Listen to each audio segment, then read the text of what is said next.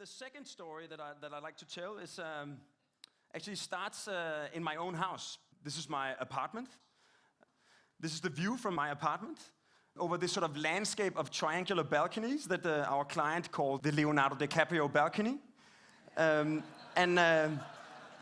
They form this sort of vertical backyard where on a nice summer day you'll actually get introduced to all your neighbors in a vertical radius of 10 meters. The house is sort of a distortion of a square block, trying to zigzag it to make sure that all the apartments look at the straight views instead of into each other. Until recently, this was the view from my apartment onto this place where our client actually bought the neighbor's site, and he said that he was going to do an apartment block next to a parking structure. And we thought, like, rather than doing like a traditional stack of apartments looking straight into a big, boring block of cars, why don't we actually turn all the apartments into penthouses, put them on a podium of cars. And because Copenhagen is completely flat, if you want to have a nice south-facing slope with a view, you basically have to do it yourself. Then we sort of cut up the volume so we wouldn't block the view from my apartment.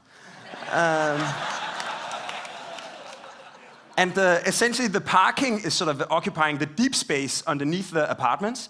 And up in the sun, you have like a single layer of apartments that combine sort of all the splendors of a suburban lifestyle, like a house with a garden, with a sort of metropolitan view, and a sort of dense urban location. So this is our first architectural model. This is an aerial photo taken last summer. And essentially, the apartments cover the parking. They're accessed through this diagonal elevator. It's actually a standard product from Switzerland, because in Switzerland they have a natural need for diagonal elevators. And the facade of the parking, we wanted to make the parking naturally ventilated, so we needed to perforate it. And we discovered that by controlling the size of the holes, we could actually turn the entire facade into a gigantic, naturally ventilated, rasterized image. And since we always referred to the project as the mountain, we commissioned this Japanese Himalaya photographer to give us this beautiful photo of Mount Everest, making the entire building a 3,000 square meter artwork.